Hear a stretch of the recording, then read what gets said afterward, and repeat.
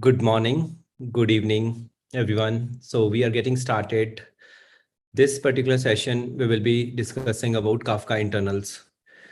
Let me share my screen and then we will go through some interesting aspects of Kafka. Let's start with the session. So I hope you can see my screen. So in this particular session, we will be exploring Kafka internals, and it is not possible to explore Kafka internals in one single session. So we have to go through multiple sessions. So this is like one session that we are starting with, and later on we can understand various other aspects of Kafka internals, which we will not be able to cover today. Yeah. So my name is 𝐤𝐨𝐧𝐧𝐞𝐜𝐭𝐞𝐝, and I am certified Confluent professional. I have done certifications in both development side as well as administration side. This is about me. In case you are not connected with me, you can scan this QR code and you can connect with me on LinkedIn.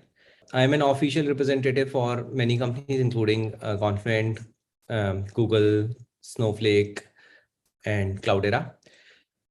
So I have already shared knowledge with so many other participants across globe, and these participants work in different Fortune 500 companies. And some of these companies include Google Singapore, Microsoft, Starbucks Coffee, and many others. So this is our company, and we work in various areas, including big data, machine learning, cloud, and then data science, DevOps, cloud infrastructures. So we are an official partner for Confluent. So in case you are looking for any official training for Confluent, you are most welcome. You can contact us, and we train your enterprise teams to transform them from, maybe you are coming from Java background, you want to learn Confluent Kafka, we can do that. Some people come from MQ background and we can transform into like Confluent professionals. So we do such kind of transformations a lot. So you can reach out to us in case you need any assistance in transforming your teams. So we have conducted a lot of sessions, a lot of classes across globe, and we have delivered a lot of in-person workshops. We have trained virtually. We have trained through self-paced courses. So these are high-level areas in which we operate. We have shared knowledge globally, and this picture actually shows the pictures from the knowledge sharing session that we conducted earlier when it was in person.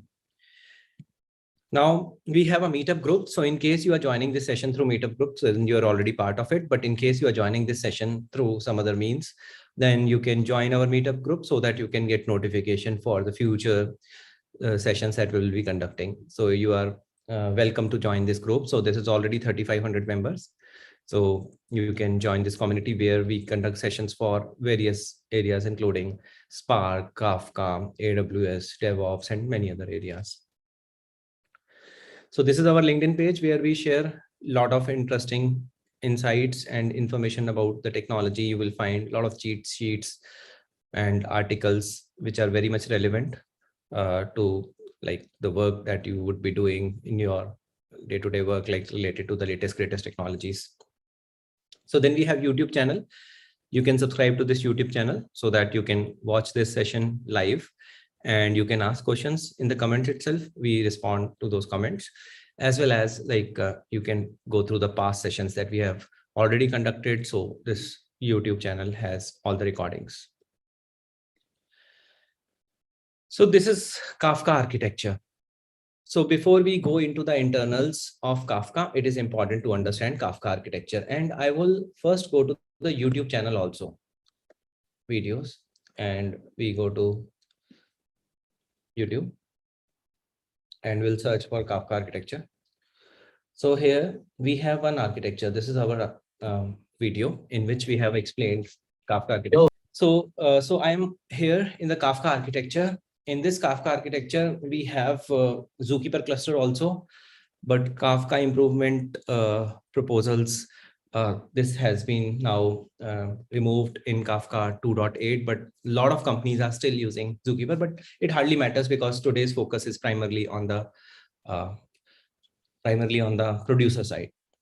So if you look at this particular video, so you can see initially when I started with this video of Kafka architecture, it's all blank. this whiteboard is all blank. And later on, I started to evolve this throughout and started to add more details into this video. So in order to understand Kafka internals, it is very important to understand the architecture first, and then we will be looking into the Kafka internals. So this video, I'm sending this video over the chat so that you can also go through it offline whenever you get a chance. Please don't watch this video right now, just be with me and ask questions. So in this video, you will see we are talking about a Kafka architecture, and here if you see, we have producer side, we have consumer side, and then this is Kafka cluster. Cluster is group of machines, and then we have Zookeeper cluster, again group of machines. So it may be possible that this is co-located with the brokers, but that is not recommended in a production setting unless or until like you are really having very low number of machines, and then you need to segregate the hard disks, at least for Zookeeper and the Kafka broker. So those details we can discuss through reference architecture of Kafka, but for the time being, just understand that this is one cluster and this is another cluster. So here in this cluster, we have broker, and these are the brokers, and then we have machine 1, machine 2, machine 3, and this is JVM daemon. So as we add more details to this architecture, you will find producers are responsible for sending the data to Kafka, right? So it is sending data to Kafka topic partition. So I'm having basic assumption that you know what is a topic, what is a partition. In case you are not familiar, then you can watch a video on our YouTube channel itself, like getting started with Kafka or getting started with Confluent. So you will find a lot of videos on our YouTube channel related to getting started. So we will not be spending time on discussing what is a topic and what is a partition. So that is our implicit assumption that you are attending a session which is an advanced session. So you are familiar with topic, partition, producer, consumer. So this producer is sending data, and this is having a message. Each message is having header and bodies can be having key value parent. There are other details also. So we are having producer publishing message to the broker. So it's Kafka cluster. So we'll see how it works. Actually, we will go through it step by step.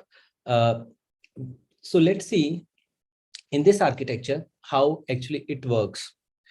So first of all, if you go to the slides, you will find there are a lot of data sources in your organization, and then Kafka is like kernel of your enterprise architecture, one of the core components of your enterprise architecture. And here we have many producers, we have many consumers. Consumers are pulling data, and this is like pushing data, even though direction of array is shown like this, but don't worry about it. Pull messages, and this is pushing. So we have multi-node cluster in which we have the topic partitions. That means the data is stored on the Kafka brokers, and these are like external systems, downstream systems, which are consuming data. So this can be like consumer 1, consumer 2.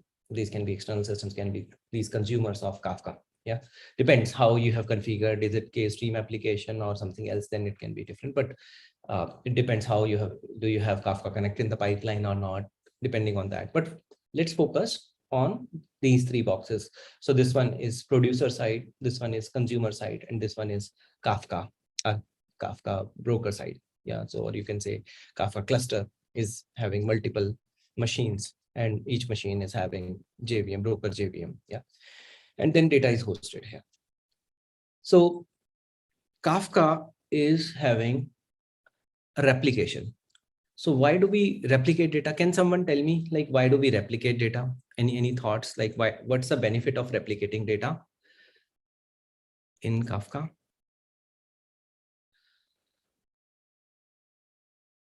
Okay, so if you are replicating data, then you are achieving fault tolerance. So that means whatever data we are storing in Kafka cluster, it will be replicated. Like you can define the replication factor for each topic. So let's say there is a topic A, and you have replication factor.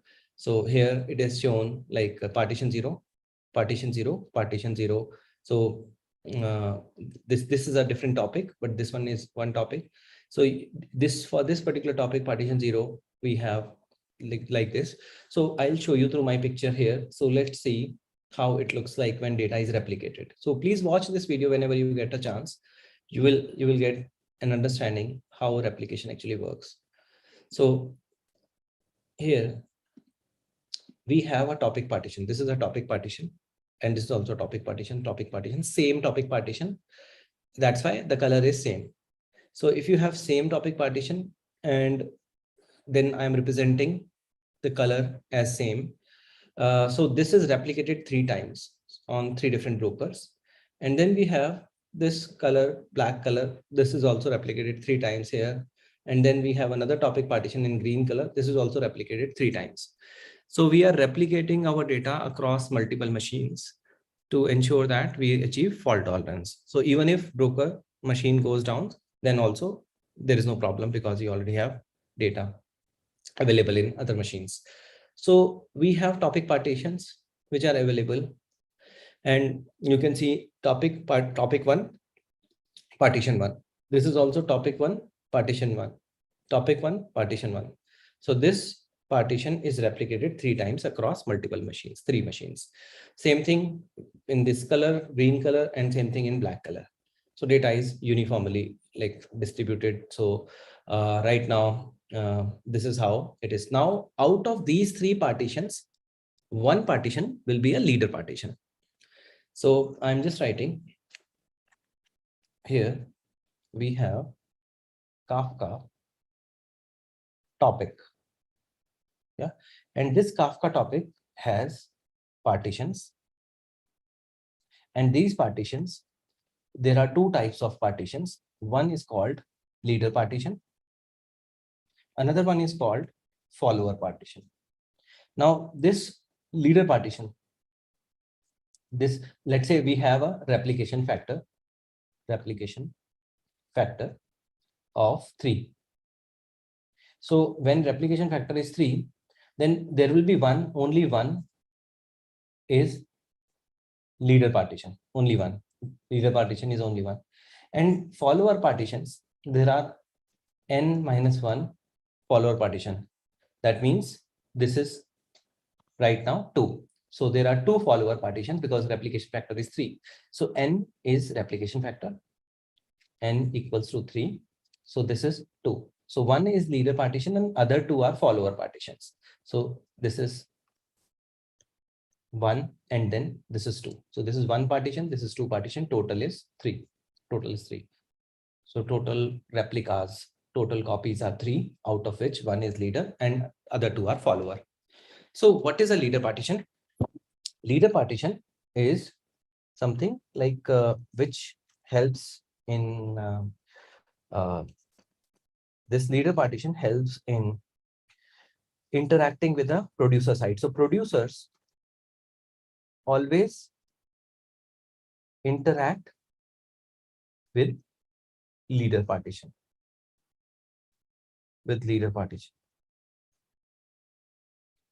Now, followers, they also like catch up with the leader. So what happens, like we are replicating data. So how the replication works in Kafka is like followers, they fetch data from leader partition. From leader partition, they will fetch data and they catch up with the leader. So when producer is producing data to leader, then the data is replicated to followers through a fetch protocol. This is a pull mechanism. So this is behaving like a consumer. Consumers also pull data from Kafka cluster, but followers are also following the fetch protocol. So there is a fetch protocol here. This is fetch, and here we are publishing data to. The request is going from the producer side to Kafka leader partition. So now coming back to this, what happens? We are sending data to Kafka. So when we are sending data to Kafka, how producer will get to know which one is a leader partition, because there are so many partitions. Like in our case, if you just mark all the partitions, you will see out of these 3, there is 1 leader and 2 are followers. So in this case, out of these 3, 1 is leader, other 2 are follower. This one is follower, this one is follower, this one is leader. Out of these 3, 1 is leader, other two are follow. So this is our same discussion that we just had on the whiteboard, that leader, there will be only one leader out of n replicas. So there are 3 replicas out of which there is only one leader. Now producer has to send data to Kafka, and then Kafka topic, right? So how producer will get to know which Kafka topic partition I need to send data? So it depends on, so let's say we are having this data. This is our producer record. So we want to publish data to Kafka. And in this record, partition is optional. This one is optional. Key is optional, but other things are there. So you will find topic. So when you are publishing data to Kafka, when producer is publishing data to Kafka, let's say this is producer, and it is publishing data to Kafka. So what happens? There is a producer side architecture. So I'll draw in the same color. So this is our producer side architecture. This is producer side architecture. And here, this is producer side architecture. And here we have Kafka. This is our Kafka cluster, which is somewhere in the enterprise. So producer can be anywhere. So let's say we have this architecture. So when we are publishing data, like when producer is publishing data, when we say send, so when we say send the data, it does not go to Kafka directly. So send does not send data directly to the Kafka cluster, but it goes into the buffer. So when we send data, so it is buffered on the producer side itself, so that we can apply batching, so that we will not be sending one single message to Kafka cluster at a time, but we will be sending data in batches. So we will create batches. This is helpful in optimizing Kafka. So we will ensure that multiple messages are going together. So we create batches here only. So here batching happens in this producer side, and this is Kafka cluster. So if you look at it, we have producer record, we have topic, partition, timestamp. Yeah, this is producer record. And when we say send, then send actually serializes your producer record, and then it will make use of key serializer, value serializer. So if you look at it, these are 2 mandatory configurations, producer side configurations.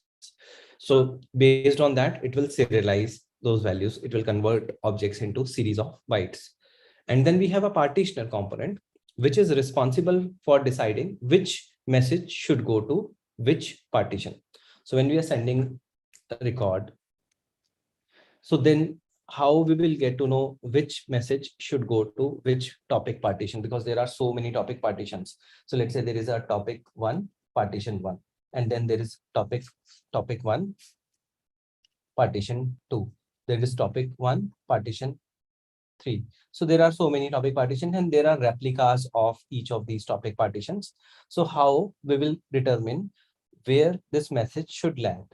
So there are three copies, leader and 2 followers. And again, there are 3 copies here, 3 copies here for each of the topic partitions. And these are distinct topic partitions. So this is first partition, second partition, third partition. So these are all distinct partitions, but these are 3 copies. And these 3 copies are basically for fault tolerance, so that even if one machine is down where we are hosting topic 1, partition 1, then also we have data in another 2 machines. So there is a component here which is called partitioner component. Apart from serializer, we have a component called partitioner component. And this partitioner component decides which message will go to which topic partition. So this is partitioner component. And there are many cases. Let's say we have a case in which we don't have any key in the message. And there is another case where we have the key in the message, case 2. And there is another case we have, and others are default configs. We are just using default config of partitioner. we can configure that in the producer side. This is a, and then there is a case 3 when there is a key and we are overriding partitioner in the producer side. So when there is no key in the message, then it is round robin. That means message 1 goes to topic 1, partition 1. Message 2 goes to topic 1, partition 2. Message 3 goes to topic 1, partition 3. So like that, it is round robin manner. And when there is a key, so this is how the messages are distributed. This decides how messages are distributed across Kafka topic partitions,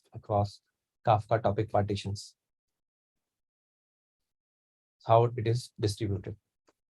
So in this case, when key is there, when key is not null, and we are using default configuration of partitioner, then there is a concept of hash partitioner. This default configuration is hash partitioner. And this is like this. So we have hash code of key modulo number of partitions. So modulo operator is remainder operator. So let's say we have 3 partitions, unique partitions we are talking about, not replication right now. So then you will have hash code of the key modulo 3. That means like it will always give a value, because this is a remainder operator. It will always give a value between 0 to 2. So if the value is 0, that means this particular message having this particular key will land on partition 0.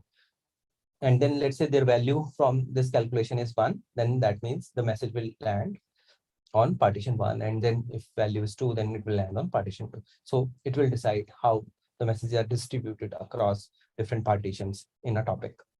And then this one is custom partitioner. So let's say you are dealing with data skew issue. And in data skew, we have a problem. Let's say a lot of messages are going to the same topic partition. Lot of messages going to same topic partition. Right? Then what will happen? It will basically cause data skew issue. As a data engineer, we face such issues a lot. So in order to overcome this issue, you need to write your own code.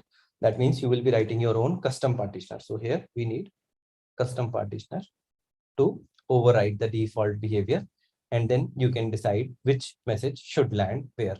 So this is more like coding needed here. So development is required. But once you have that, then you can just plug it into the partitioner code. Like in the producer side, you can set the partitioner, custom partitioner. So this was about partitioner component, and I'm going back to the architecture. So I was referring to this. So we have producer record send, and then we have serializer, we have partitioner component. So I was talking about buffer. So on the producer side, we have buffer. This is batching happening, and there is a buffer, and there is a buffer memory. So this is buffer. So we are having this grouped data. So topic partition, it is grouped by topic partition. This is also grouped by topic partition. This is also grouped by topic partition. So before the data is sent to the Kafka cluster or brokers, it is buffered on the producer side. And here the batches are created, right? So these are batches which are getting created, and it's part of the one big buffer where everything is stored. So partitioner is deciding which message will land in which topic partition based on the logic that we just discussed. After that, you will also see there are some interesting configurations. So one configuration is batch.size, another one is compression type, another one is linger ms. So when we are sending data in batches to Kafka, then we have control. So that means you can decide the batch size. So we can decide the batch size. So batch size can be decided based on time or based on size. So I will show you both the configurations in the producer side configurations. So let's go to the Kafka documentation now. So when I'm in Kafka documentation, I have this Kafka 2.7 documentation open. I'm going to the producer side configuration. And if you go down further in the producer side configuration, this is a buffer memory that I was talking about, this 32 MB by default. So this is how much memory is available for buffering data at the producer side. And if you go down further, you will find there are two configurations specifically. One is linger.ms and another one is bash.size. So this configuration is based on size. Looking at the whiteboard, if you just switch back and forth. So let's open this, and here we were discussing about batch size. So batch size is decided based on this batch.size property, and there is another one, linger.ms, and linger.ms by default is 0. So we have this batch.size. This is 16 KB, and this is 16 KB. This is the batch.size property, and this one is linger.ms. Yeah, so this one is 0. So out of these two, whichever is triggered first, it will complete the batch. So 0 means as soon as possible, send data as soon as possible, which is not a good idea because it will create a lot of network traffic. So we should ideally make it non-zero and have some value which is optimal for your use case. So this is batch size. And based on these two properties, we will decide when a batch is complete. So when we have to send data, so here batching is happening, let's say batch 1, batch 2, batch 3. So when we say the batch is complete, so you will find the batch is considered complete. These are batches. They are considered completed when one of these conditions are met. Either linger.ms is met or batch.size is met. After that, you will also see there is another property. The buffer.memory is clear. We have 32 MB by default, and then max block ms. So what is max block ms? It's basically how long the send call will wait for a message to be placed in the buffer pool. So this is like, let's say if buffer is full, then how long it has to wait for the allocation of the buffer.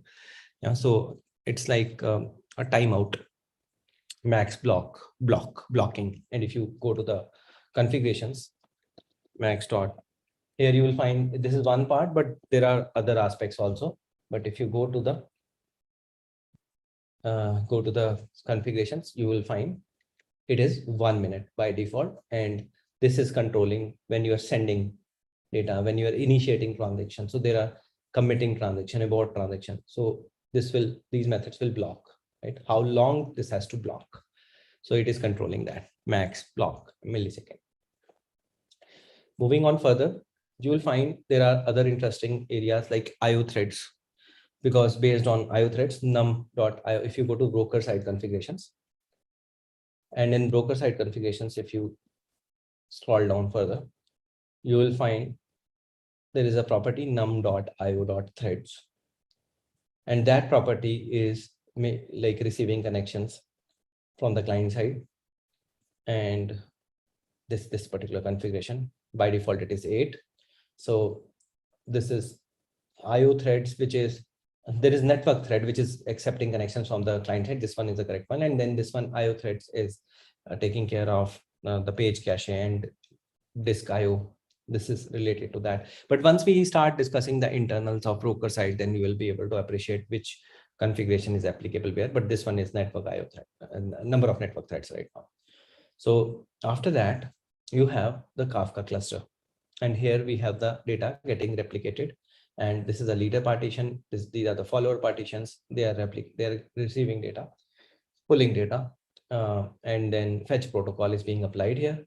And then there is implicit acknowledgement going, because by default, we don't explicitly send the acknowledgement, but yes, there is a concept of acknowledgement from the producer side. So let's talk about that once. So how do we know? The question is how producer knows that data is persisted in Kafka? That is our question. And do we really need to wait? So do we really need to wait when data is persisted into Kafka? So you will find we have a property called 𝐴𝐶𝐾, acknowledgement policy, at the producer side. This is a producer side config. So 𝐴𝐶𝐾 is 0. We can change these values. 𝐴𝐶𝐾 equals to 1, 𝐴𝐶𝐾 equals to -1. So we have 3 different configurations. So 𝐴𝐶𝐾 equals to 0 means producers don't wait for any acknowledgement. The producer for which we have set the value acknowledgement to 0, producer does not wait for acknowledgement. Here, producer waits for acknowledgement from leader partition only.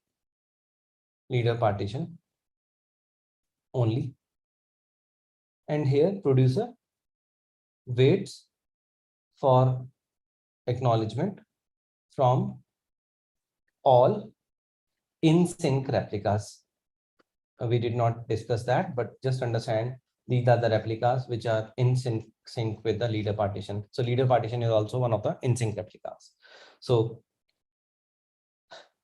here we set the property like acknowledgement 0, then it is having lowest durability. So this one, if you just see, there are two extremes. One is lowest durability. This one is highest durability. So these are two extremes. So in case your use case does not require great durability, but you need high throughput, then you can choose this option. So here I'm writing, this is highest throughput. This is highest throughput, and this one is lowest throughput. So depending on this trade-off, this is a trade-off between throughput versus durability. You can choose one of the configurations. So for each producer, you can decide. And if you go here, we are having a policy, acknowledgement policy 𝐴𝐶𝐾, and there are so many. I will just put a space here and also in front of it. Yeah, so 𝐴𝐶𝐾. So you will find 𝐴𝐶𝐾 0. Let's go to the producer side configurations. And here you will find we have 𝐴𝐶𝐾 policy, this one. So you can read more about it, but this was a summary. You want throughput, you want durability, based on that, you can choose. So we just discussed batch size, we discussed partitional component, we discussed batching, we discussed 𝐴𝐶𝐾 policy. Now coming back to the architecture, so you can see we have acknowledgements. These acknowledgements, like followers are receiving data from the leader, and then there is a queue which is transit area, and we can talk more about broker internals later. But you can understand, like when followers are able to receive the message, then there is like implicit acknowledgement, or there are requests getting queued in the transit area in the leader broker. So wherever we have leader partition, that broker will be responsible for interacting with the producer. So please understand, producers, they always interact with the leader partition. Producers interact with only leader partition. Yeah. So what happens? The followers which are sending the acknowledgement, they are sending acknowledgement to the leader. And then finally, all collated together in the leader, and then it is going back to the producer. So producers are never interacting with the follower partitions. These are follower and follower. Producers are not interacting with the follower, even in the case of acknowledgements. So that is what I want to highlight. Now the question is, how producer will get to know which one is the leader partition?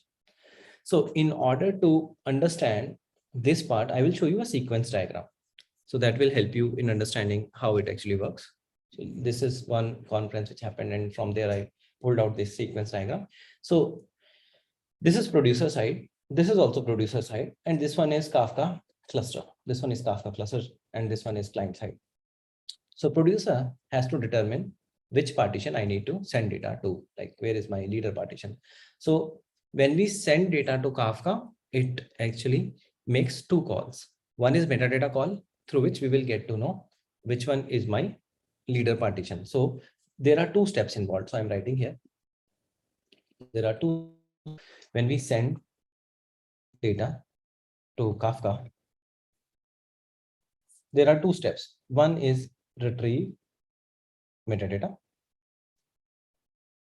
and second call is like step number one. Step number two is send data to leader partition. So there are two steps involved. So when you retrieve metadata, this metadata is like leader info. So leader info, and this leader info you will be able to retrieve from the Bootstrap server. So you have, like, when you need to give Bootstrap server property. Yeah, this is one of the configurations. So you can have multiple brokers listed here, or you can have a virtual IP. So this Bootstrap server is helping you in retrieving the leader information. So that you know which one is my leader information for that topic partition, and then you send data to leader topic partition. So there are two steps involved. So what happens in this case? First, we have to wait for the metadata. This is the first step, retrieving the metadata. And after that, you find the leader from the Bootstrap server, and then you send message to the leader. And then there is a fetch protocol going on between in-sync replicas, leader, and from any of the broker. Any broker can be a Bootstrap server. So we give multiple so that if one broker is down, then we have other brokers available. And then this is the final response that we receive. So let's go back to this. Here we have the response acknowledgement. We have, let's say there is a failure. Yes, then there is a retry configured. Then we will have retry back off millisecond. That means after how much time we have to retry. So sometimes the failures on the Kafka cluster are transient and there is auto healing happening. So we will not be immediately retrying, and we will wait for some time. By default, it is 100 millisecond. So we have other interesting configurations also, like request timeout millisecond. Yeah, so after how much time the request will time out, and delivery timeout millisecond. So delivery timeout millisecond is usually greater than the linger ms plus request timeout millisecond. If you go to the configuration and just search for request timeout millisecond, so you'll see this is delivery timeout millisecond, which is a value which is greater than request timeout millisecond and linger ms. So this is an upper bound on the time to report successful failure after a call to send. Yeah, so we have that 2 minutes time. If we have, like, if we don't receive, then it will time out. So similarly, we have request timeout. Yeah, so this request timeout is upper bound, maximum amount of time that client will wait for response of a request. Yeah, so overall, there is a time which is going in creating batches, and there is also time going in receiving response for the request that we just sent. So this is 30 seconds. So if you go here, we have retry back off millisecond. And after that, let's say there is a success, there is a failure. So it is this particular diagram is showing all the scenarios. So if there is a failure, then there is a retry configured, then it will retry that batch. And then if there is no retry configured, then there will be exception. And let's say there is a failure, then this path, and there is no failure, then we will get record metadata, and record metadata is having partition, offset, timestamp, these details. Yeah. So I know there are a lot of intricate details around producer side, and same kind of depth you can expect in Kafka in the broker side, but it is much more in depth, and we have similar kind of things in consumer side also. So in this particular session, we wanted to start with Kafka architecture. We wanted to explore producer side architecture to see like how we can tweak these configurations and achieve best performance from Kafka. Yeah, so if you have batch sizes which are very small, then what will happen? There will be a lot of network traffic, and there'll be issues. So we need to monitor GMX metric to ensure that we are not making such mistakes. So tomorrow there is an official Confluent class which is starting, which will be focused only on intricate details around Confluent Kafka. So in case you are interested, you can enroll for advanced Confluent classes on the Confluent portal, and you can request an instructor from DataCouch. Yeah, so there you can raise and request in the Confluent itself when you reach out. So we can assist you and we can help your team in optimizing Kafka cluster. So that is it for today. Thank you so much for joining the session. And in case you are not connected with us, please do connect with us on LinkedIn. So this is my LinkedIn and this is our company page, LinkedIn page. And we have a meetup group and you can join that meetup group, All Things Data, where you will get notifications for a lot of trainings and specifically sessions, meetup sessions, and these are knowledge sharing sessions.